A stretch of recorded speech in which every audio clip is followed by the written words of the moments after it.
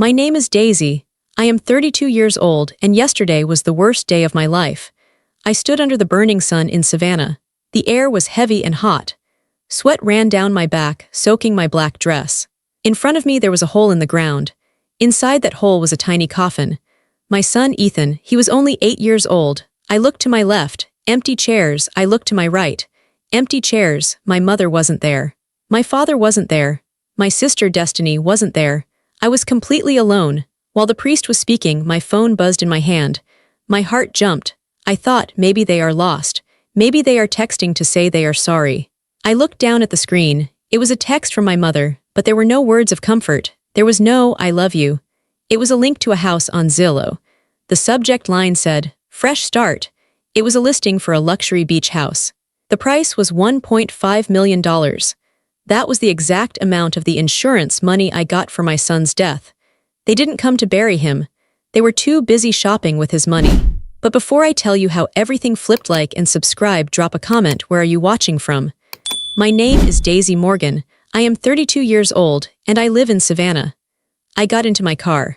It was scorching hot inside. The steering wheel burned my palms, but I didn't let go. I squeezed it until my knuckles turned white. I needed to feel that pain. It was the only thing keeping me grounded. It was the only thing telling me I was still alive. I started the engine. The air conditioning blasted hot air into my face before it turned cool. I sat there in the cemetery parking lot for a long time. I watched other people leave. I watched the groundskeepers start to clean up. They were moving on. Everyone was moving on except for me. My phone was on the passenger seat. It was silent now. The message from my mother was still there on the screen. The Zillow link. Fresh start. I put the car in drive and pulled out onto the road. The drive home was a blur. I drove automatically. I stopped at red lights. I went when they turned green. But I didn't really see anything. All I could see was that small coffin. All I could feel was the empty space beside me where my family should have been. I live in a small apartment complex about 20 minutes from the cemetery. It isn't a fancy place. It is quiet. It was perfect for Ethan and me. When I pulled into my parking spot, I turned off the engine and just sat there again. I didn't want to go inside. Going inside meant facing the silence. Before Ethan died, our apartment was never quiet. There was always the sound of his cartoons on the TV, the sound of his Lego bricks crashing onto the floor, the sound of him asking me questions about space and stars. "Mom, how far is Mars? Mom, can we make pancakes?" Now there was nothing.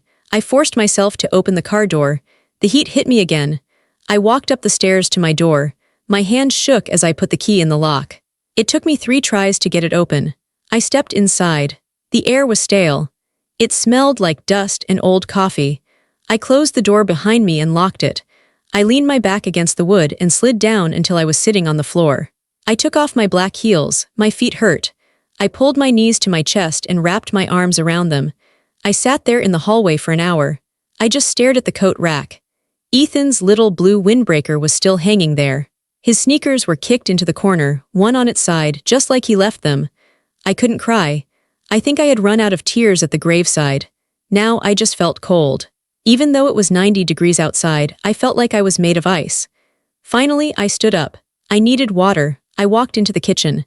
On the counter, there was a stack of mail, bills, flyers, sympathy cards from neighbors. I pushed them aside. My laptop was open on the kitchen table. I had been using it to plan the funeral. I sat down and woke up the screen. I don't know why I did it. Maybe I was looking for a distraction.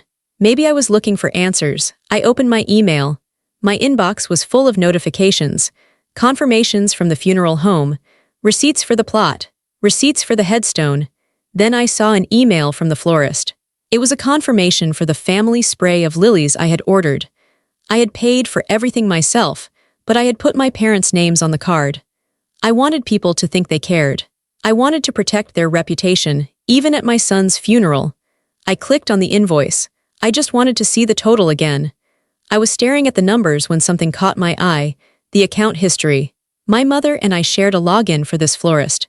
We had used it for years for birthdays and holidays. I saw my order for the funeral flowers, but then I saw another order. It was dated 14 days ago. 2 weeks before the funeral. I clicked on it. It was a cancellation. My breath hitched in my throat. I read the notes on the order. Order number 45,992. Recipient, Daisy Morgan. Occasion, sympathy. Status, cancelled by user. My mother had ordered flowers for me the day Ethan died. That was normal. But then, she had cancelled them. Why? I scrolled down to the chat log attached to the account. Sometimes, if you call customer service, they log the notes there. There was a note from a customer service representative named Sarah. Note: customer called to cancel the sympathy arrangement. Stated that she would not be attending the service and didn't want to send mixed signals. Also asked if the refund could be processed to a different card, ending in 8890. My hands started to tremble. The date of the call was 2 weeks ago. 2 weeks ago they knew. They knew they weren't coming.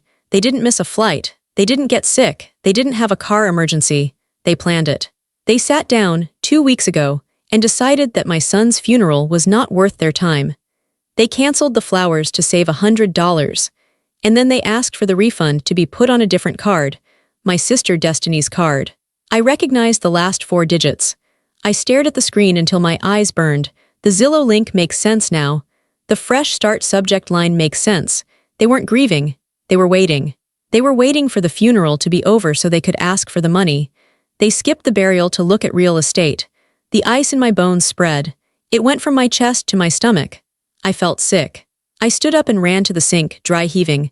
Nothing came up. I was empty. I washed my face with cold water. I looked at myself in the mirror. My eyes were red and puffy. My skin was pale. I looked like a ghost. They planned it, I whispered to the empty kitchen. They planned to leave me alone. I walked into the living room. I looked at the photos on the wall. Pictures of me and Ethan. Pictures of Ethan and my parents. In the photos, they were smiling. They looked like loving grandparents. It was all a lie. I took the frame off the wall.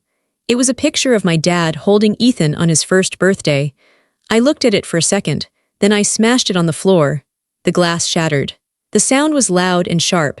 It felt good. I took another one. My mom hugging Ethan at Christmas. Smash. I didn't stop until every photo of them was broken glass on the carpet.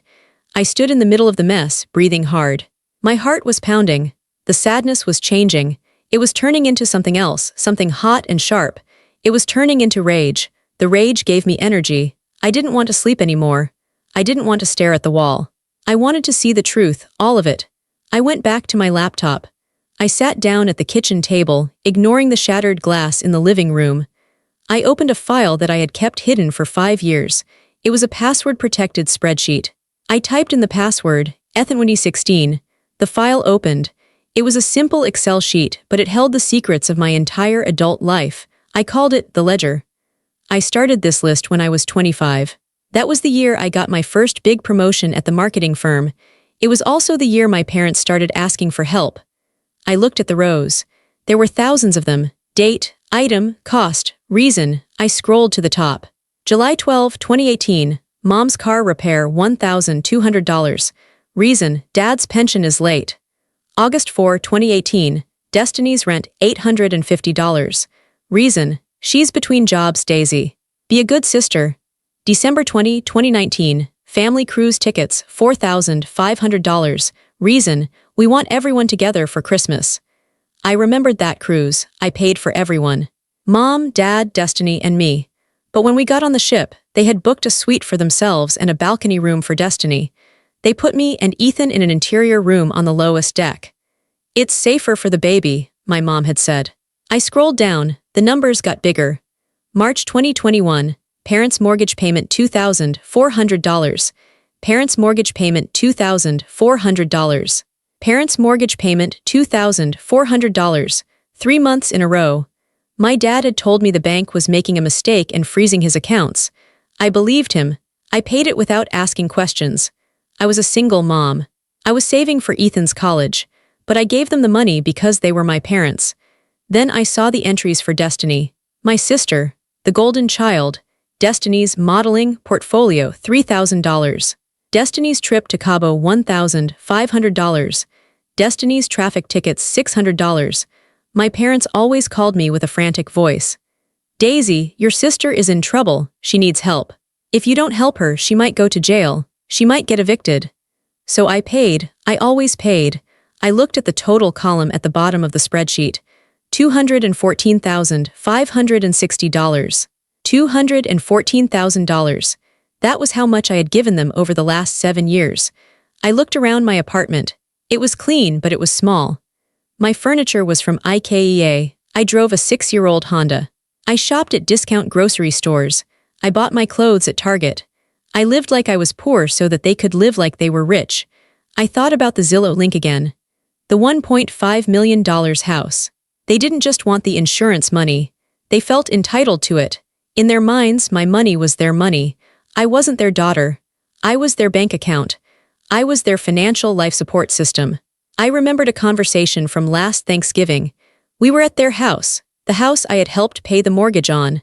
I was in the kitchen, washing the dishes. My mom and Destiny were in the living room, drinking wine. I need a new purse, Destiny had whined. My Louis Vuitton is looking scratched. Maybe Daisy can chip in for your birthday, my mom had said. She didn't whisper. She said it loud enough for me to hear. I had frozen at the sink. I wanted to scream. I wanted to say, I just paid for the turkey. I just paid for the wine you are drinking. But I didn't. I dried my hands and walked out and said, we'll see. Because I wanted them to love me. I thought if I paid enough, they would finally look at me the way they looked at Destiny. I thought if I solved all their problems, they would finally appreciate me. I looked at the spreadsheet again. The numbers were cold and hard. They didn't lie. They never loved me. They loved what I could do for them. And now, Ethan was gone. The only reason I had to play nice, the only reason I wanted him to have grandparents was gone. I felt a shift inside me. It wasn't just rage anymore, it was clarity. I wasn't a victim anymore, I was a creditor, and I was about to close their account. I closed the laptop lid with a snap. No more, I said out loud. Not one more cent. I grabbed my purse and dumped the contents onto the kitchen table. My wallet, keys, and phone fell out. I took out my wallet. I pulled out every credit card I owned. I had 4 cards. 2 of them were authorized user cards. 1 for my dad, 1 for my mom.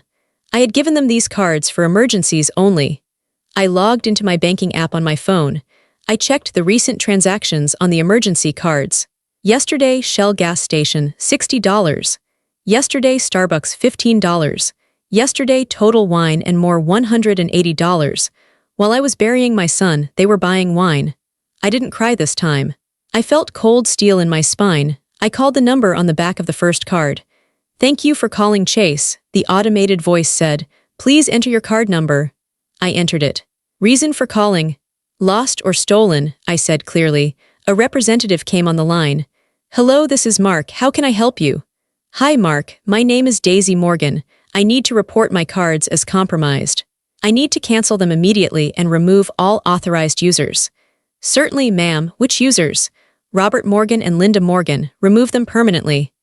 Okay, that is done. The cards are deactivated. They will decline if anyone tries to use them right now. Good, I said. Thank you. I hung up. I picked up the kitchen scissors. I took the plastic cards with their names on them. I cut through the magnetic strips. I cut through the chips. I cut them into tiny, jagged pieces. I watched the pieces fall into the trash can.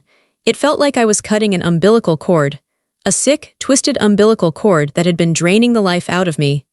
Next, I went to the computer. I logged into Netflix. Profiles, Daisy, Ethan, Mom and Dad, Destiny. I clicked Manage Profiles.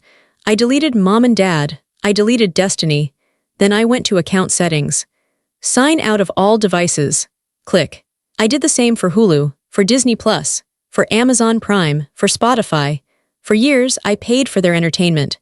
I paid for the movies they watched while they ignored my texts.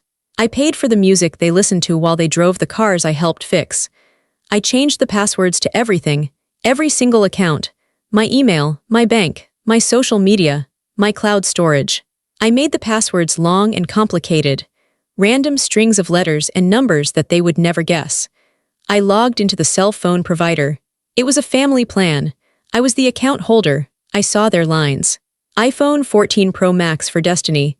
iPhone 13 for Dad. I clicked Suspend Line. Reason, lost/stolen.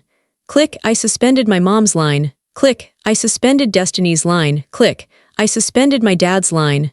Click. In a matter of 10 minutes, I had shut down their world. Their phones wouldn't work. Their credit cards wouldn't work. Their TV wouldn't work. I sat back in my chair. The silence in the apartment felt different now. It didn't feel empty.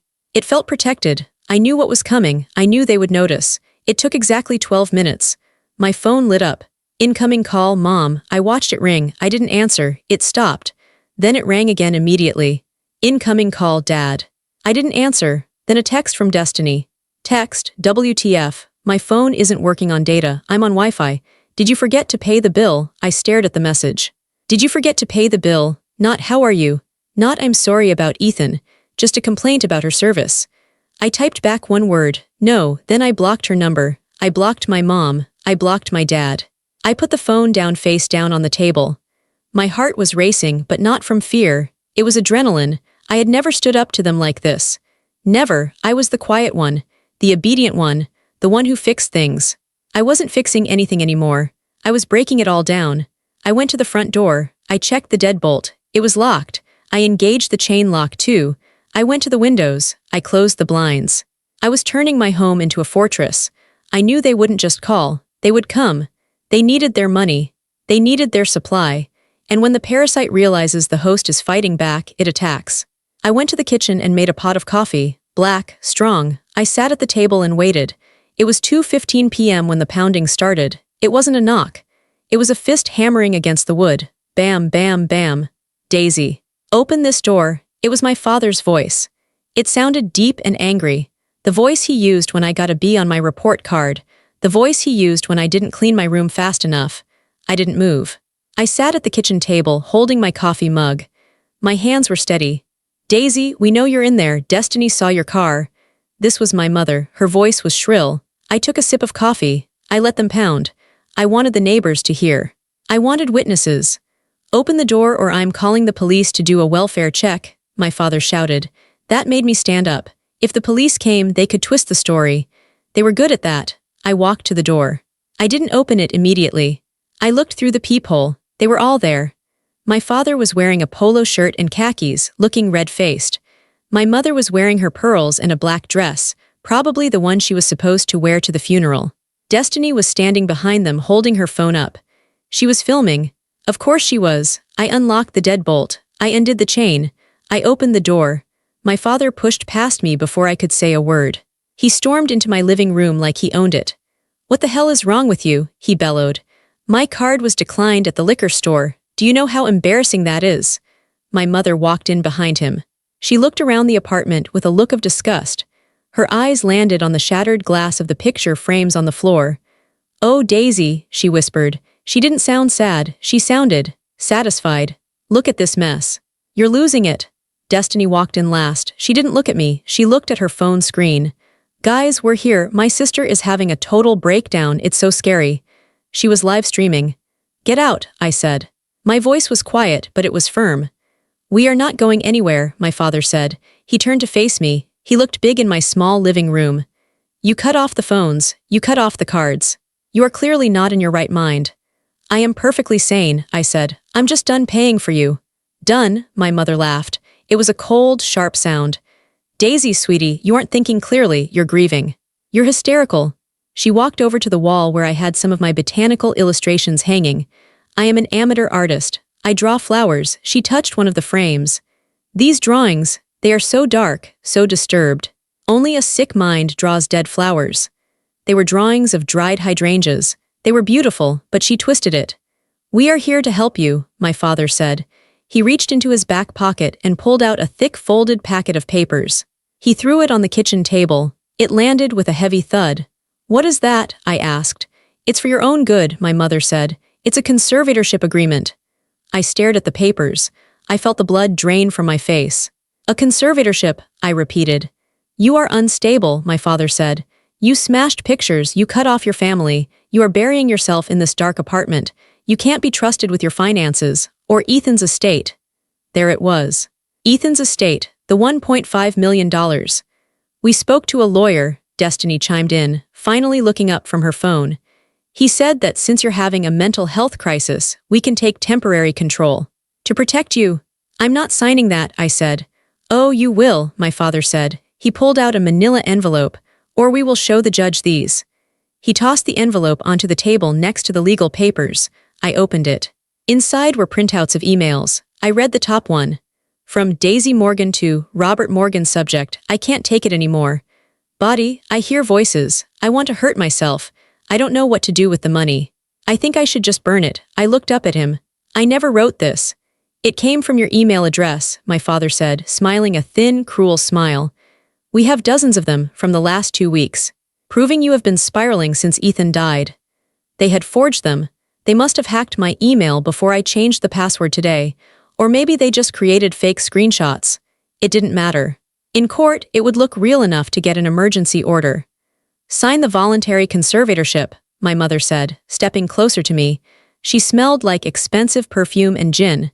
Daisy, give us control of the trust fund. We will manage the money. We will buy that nice beach house for the family to heal in. And you can go to a wellness center to rest. They want to put you in a psych ward, Daisy, I thought. They want to lock you up and spend your son's money. I looked at the three of them. My father, the bully, my mother, the manipulator, Destiny, the leech. They had planned this perfectly. They skipped the funeral to prep the legal paperwork. They set this trap while I was picking out a coffin. I felt a wave of fear. But underneath the fear, the rage was still burning. It was hotter now. I looked at the papers. Then I looked at my father. You want me to sign? I asked. Now, he said. Or we call the police and show them the glass on the floor and these emails. They'll 5150 you tonight. 72-hour hold. And by the time you get out, we'll have emergency custody of your assets anyway. I looked at the clock on the microwave. It was 2:30 p.m. I needed time. I needed a plan. I took a deep breath. I let my shoulders slump. I tried to look defeated. I tried to look like the weak, obedient daughter they always wanted me to be. Okay, I whispered. Okay, I'm tired. I just want it to stop. Good girl, my mother said. She patted my cheek. Her hand was cold. We'll take care of everything. I can't sign right now, I said, my voice shaking. I feel dizzy. I need to sit down. Can I come to your house tomorrow with the check and sign everything there? My father narrowed his eyes. Why not now? I need to transfer the money, I lied. It's in a trust account. I have to go to the bank in the morning to authorize the release. I can't do it from here. They exchanged looks. They were greedy, but they were also lazy. They didn't know how trust funds worked. Fine, my father said. Tomorrow morning, 9 a.m., you bring the cashier's check for the full amount and you sign the papers. I will, I said. And turn our phones back on, Destiny said. I will, I said. They turned to leave. My father stopped at the door. Don't try anything stupid, Daisy. We have the emails. We own you. They walked out. I heard their heavy steps going down the stairs. I locked the door. I slid down to the floor again. They thought they had won. They thought I was broken. But they forgot one thing. I was the one who managed their lives for 7 years. I knew where the skeletons were buried. I knew about the tax evasion. I knew about the gambling. They wanted a war. I was going to give them a massacre. I waited 10 minutes after their car drove away. I needed to be sure they were really gone. Then, I picked up my phone. I had to see what Destiny had done. I unblocked her number for just a moment. I didn't text her. I went straight to Instagram. Her profile picture was a selfie of her pouting, perfect makeup, perfect lighting. I clicked on her stories. There was a red ring around her picture. That meant she had posted recently. My finger hovered over the screen. I felt sick, like I was about to watch a car crash. I tapped the screen. The video started. It was filmed in my hallway just minutes ago. The camera was shaking slightly to make it look dramatic. Destiny was whispering, looking into the lens with wide, watery eyes. She wasn't crying, but she looked like she was trying to. Hey guys, she whispered. I'm literally shaking right now. We just had to do a wellness check on my sister. The camera panned to show my living room door. You could hear my father shouting in the background, but Destiny had edited the sound, so you couldn't hear the cruel words. You could only hear aggressive yelling. She's in a really bad place, Destiny continued, touching her hair. She's completely lost it since. You know the tragedy, she's violent, she's delusional. We are trying so hard to help her, but she's pushing us away. She paused for effect. A single tear, fake, definitely fake, rolled down her cheek. Please pray for my family. We are dealing with so much mental illness right now. It's so hard being the strong one. If you want to support us, the link to the GoFundMe for family recovery is in my bio. I stared at the screen. My mouth fell open. She wasn't just filming my grief. She was fundraising off of it. I clicked the link in her bio. Support the Morgan family during this tragic time. Goal, $50,000. Raised so far $4,200. People were donating. Strangers were giving my sister money because they thought she was a saint taking care of a crazy sister. I went back to the video and looked at the comments.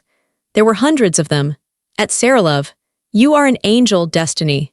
Stay strong." At Mike T, "So sad when family turns on you. Your sister sounds dangerous." At Blessed Mama, "Mental health is real. Sending prayers and cash." They were talking about me. They were talking about me like I was a monster. They didn't know I was the one who paid for Destiny's phone. They didn't know I was the one who paid for the highlights in her hair. They didn't know I was the one burying a son while they shopped. I watched the next story. It was a video of them in the car, driving away from my apartment. My mom was driving. Destiny was in the passenger seat. "We just want her to be safe," my mom said, looking at the road. She looked sad. She was a good actress. "We are going to try to get conservatorship tomorrow to protect her assets." "You're the best mom," Destiny said to the camera. "We're going to get through this." Then, for a split second, the mask slipped. Destiny thought she stopped recording, but she didn't. She looked down at her lap and smirked. $4,000 already? Yes, I need those boots." The video cut off. I sat there in my kitchen, freezing cold. This wasn't just selfishness.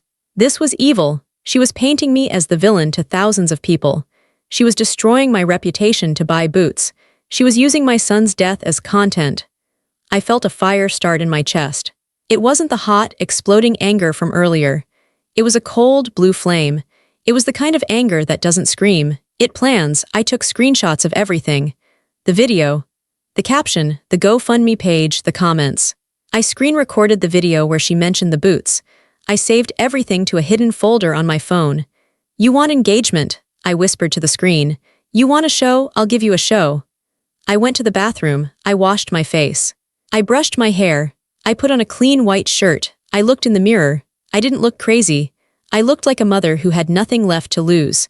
I wasn't going to comment on her post. I wasn't going to fight her in the comments section.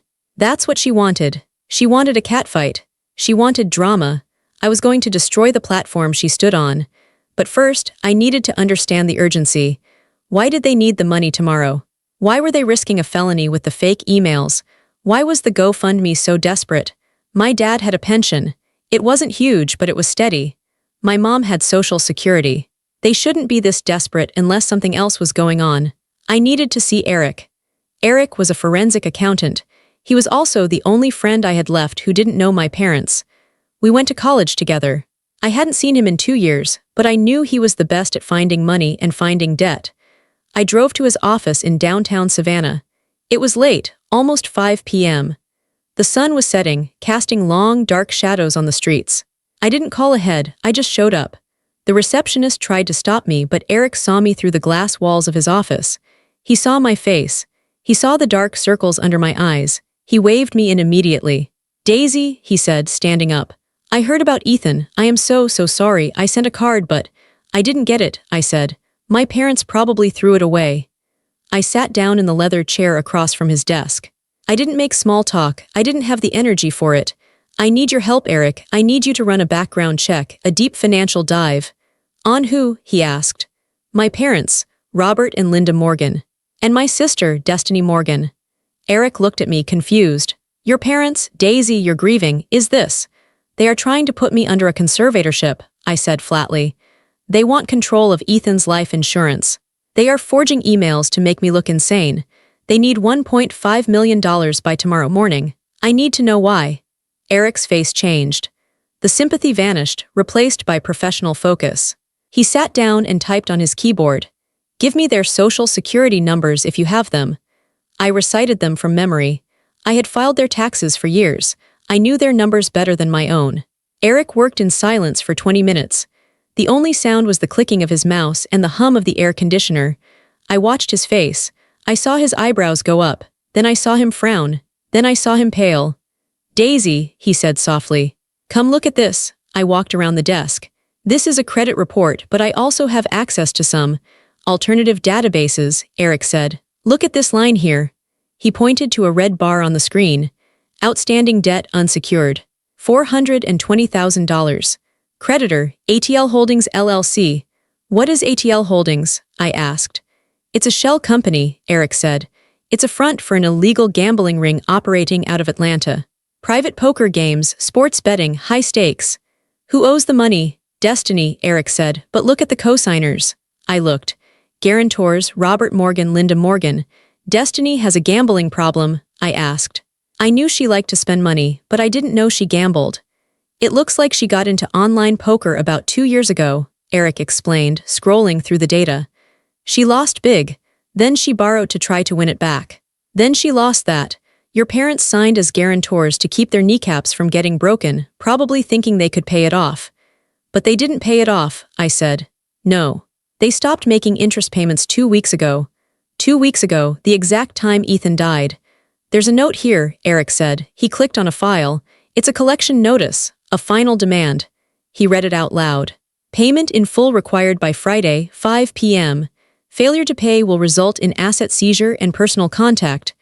Personal contact, I whispered. That meant violence. That meant guys with baseball bats showing up at the door. Friday, I said. That's tomorrow. It all made sense. The desperation, the fake emails, the conservatorship, the skipped funeral. They weren't just greedy. They were terrified. They were in a hole worth $400,000. And they looked at my dead son's insurance money as their ladder out. They want to take Ethan's money, I said, my voice shaking with rage, to pay off a gambling debt to the mafia. Daisy, Eric said, grabbing my hand. You cannot give them that money. If you give it to them, you are funding a criminal enterprise. The IRS will come after you for money laundering. I know, I said. I'm not going to give it to them. What are you going to do? You need to call the police. No, I said. The police take too long, and my parents are good liars. They will talk their way out of it. I looked at the screen again. I looked at the debt. I need one more thing from you, Eric. What?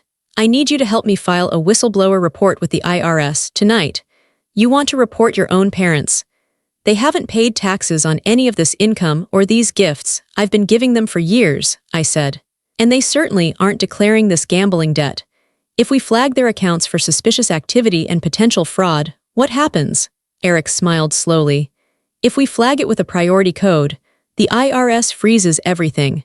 Bank accounts, assets, real estate, everything gets locked down for an audit, usually within 12 hours. Do it, I said. Lock them down. I didn't sleep that night. I sat in my living room, watching the sun come up.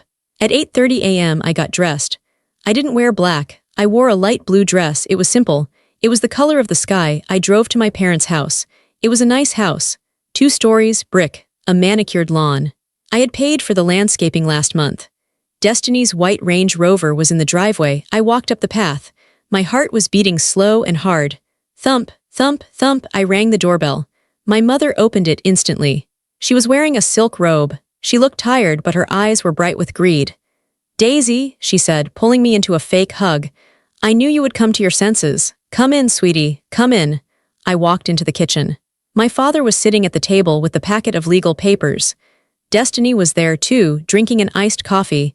She wasn't filming this part. This was the illegal part. Do you have the check? My father asked. He didn't say hello. I have something better, I said. I sat down. I can't get a cashier's check for that amount without a 3-day waiting period. The bank told me this morning. What? Destiny shrieked. We need it today. By noon. Calm down, I said softly. I set up a direct wire transfer. From the trust account to your joint account, it's faster, it clears in 1 hour. I pulled out my phone. I just need you to sign this receipt saying you received the funds for Ethan's estate management. My father grabbed the paper I had typed up. Fine, whatever. He signed it quickly. And now the conservatorship, my mother said, sliding the thick packet toward me. Sign here, here, and here. I picked up the pen. My hand hovered over the paper. This gives you control over everything, I asked. My apartment. My car, Ethan's savings. Everything, my father said, so we can take care of you. I looked at them, really looked at them. My father, who never came to my softball games but never missed Destiny's pageants. My mother, who forgot my birthday 3 years in a row. Destiny, who was currently wearing the boots she bought with the GoFundMe money. Okay, I said. I signed, but I didn't sign my name. I signed, go to hell. I closed the packet. Done. Transfer the money, Destiny demanded. I tapped my phone screen. Sending. Now, I showed them the screen. It was a screenshot I had mocked up. It showed a transfer of $450,000 pending. It says pending, my father said nervously. It takes an hour, I said, but it's in the system, you can call your creditors. They froze. How do you know about creditors? My father asked. I know you have bills, I said vaguely. Mortgage. Cars, they relaxed, they believed me. They were so desperate for the money to be real, they didn't question it. We should celebrate, my mother said, clapping her hands. I'll make mimosas. I have to go, I said, standing up. I want to go visit Ethan's grave, now that this is settled. Yes, you go, my father said, waving his hand. He was already refreshing his banking app on his phone, waiting for the money to appear. I walked to the door. Bye, Daisy, Destiny said. She was smiling. Thanks for being a good sister for once. I opened the door. The morning air was fresh. Goodbye, I said. I walked to my car. I got in. I drove down the street. I didn't go to the cemetery. I pulled over around the corner, where I could still see their driveway. I looked at my watch. It was 9:15 a.m. Eric had filed the IRS whistleblower report at 8 a.m. sharp. He flagged the large incoming transfer I had faked as potential money laundering linked to the gambling ring. Any minute now. At 9:22 a.m., a black sedan pulled up to the house. Then another one. These weren't police. These were IRS Criminal Investigation Division agents. Eric had called in a favor to expedite the freeze. But before the agents could even get to the door, I saw my father run out of the house. He was holding his phone. He looked frantic. He was shouting. I rolled down my window to hear. Declined? What do you mean frozen? My account is active. He was on the phone with the bank. The IRS freeze had just hit. My mother ran out behind him. My card isn't working. The grocery delivery was canceled. Then Destiny ran out. She looked terrified. Dad, the guy is calling me. He says the payment bounced. He says they are coming. It was chaos. The IRS agents stepped onto the lawn. I saw them flash their badges. My father dropped his phone. My mother put her hand over her mouth. I put my car in drive. I didn't need to see the rest. I knew what would happen. The accounts were frozen. They had zero access to money. The Atlanta group would not get their payment by 5 p.m.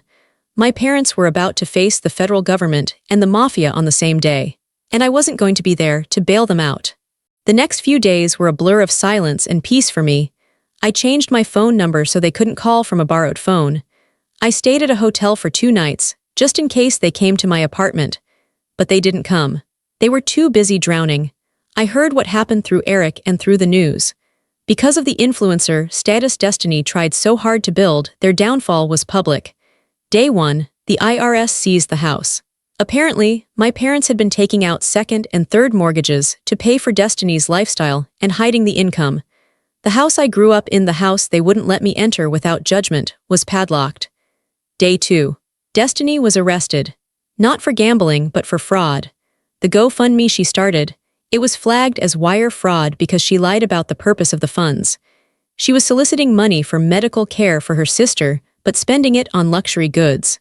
The screenshots I took were the key evidence. Day 3. My father tried to flee. He was caught at the airport trying to use a credit card that was flagged by the federal investigation. But the worst punishment wasn't the law. It was the reality. They lost everything. The white Range Rover, repossessed. The country club membership, revoked. The friends they tried to impress, vanished. I drove by the house one last time a week later. There was a for sale by auction sign on the lawn. I saw my mother standing on the sidewalk. She was holding a plastic bag of clothes. She looked old. She looked small. She wasn't wearing her pearls. She was wearing a gray tracksuit. She looked at my car as I drove by. I slowed down. Our eyes met. I waited for the guilt to hit me. I waited to feel that familiar pang of I should help her. She's my mom. But it didn't come. I felt nothing. It was like looking at a stranger. She took a step toward the car, raising her hand. Daisy, she mouthed. I didn't stop. I pressed the gas pedal gently. The car moved forward. I watched her get smaller and smaller in the rearview mirror until she was just a gray dot. Then I turned the corner and she was gone. I drove to the bank. I sat down with the manager. I want to close the trust account, I said. And transfer the funds where? He asked. I want to open a new foundation, I said, the Ethan Morgan Astronomy Scholarship. Very good, he said. And who will be the trustees, your parents? No, I said firmly. Just me. Sole trustee. Understood. I signed the papers. This time I signed my real name. The pen felt light in my hand. The money that they would have used to pay off a gambling debt, the money they would have used to buy status, was now safe. It was going to send kids to space camp. It was going to buy telescopes. It was going to do good. My phone buzzed. It was a notification from Instagram. Destiny's account had been deleted. I smiled. The silence was absolute. 3 months later, I stood on the beach. It wasn't the luxury beach from the Zillow link. It was a quiet, public beach near Tybee Island. It was night. The sky was pitch black and full of stars. I held a telescope. It was Ethan's telescope. Around me there were 10 children. They were the first recipients of the scholarship. They were from low-income families, kids who loved science but couldn't afford the camps. "Okay, everyone," I said. My voice was steady, it was calm. "Who can find the North Star?" I can," a little boy shouted. He looked a bit like Ethan, he had the same messy hair. I helped him adjust the lens. "Right there, see it." "Wow," he whispered. "It's so bright." I looked up at the sky. For a long time, I thought my life was about serving my family. I thought my purpose was to be the fixer, the banker, the punching bag. I thought love meant enduring pain. But looking at the stars, I realized how small they were. My parents, their greed, their drama, it was all so small compared to this. I hadn't heard from them in 90 days. I heard my dad avoided jail time by snitching on the gambling ring, but they were living in a small rented apartment in a bad part of town. My mother was working as a greeter at a Walmart. Destiny was doing community service and was banned from all social media platforms as part of her plea deal. They were alive. They were surviving, but they were no longer my problem. I took a deep breath. The ocean air filled my lungs. I felt a presence beside me. It wasn't a ghost. It was just a memory, a warm, gentle memory of my son. "Mom, look at the moon." "I see it, baby," I whispered.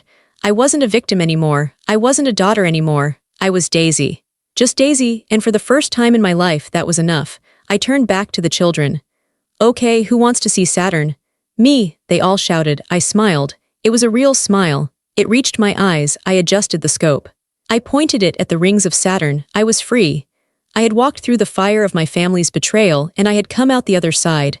I didn't burn. I was forged. I looked through the lens one last time.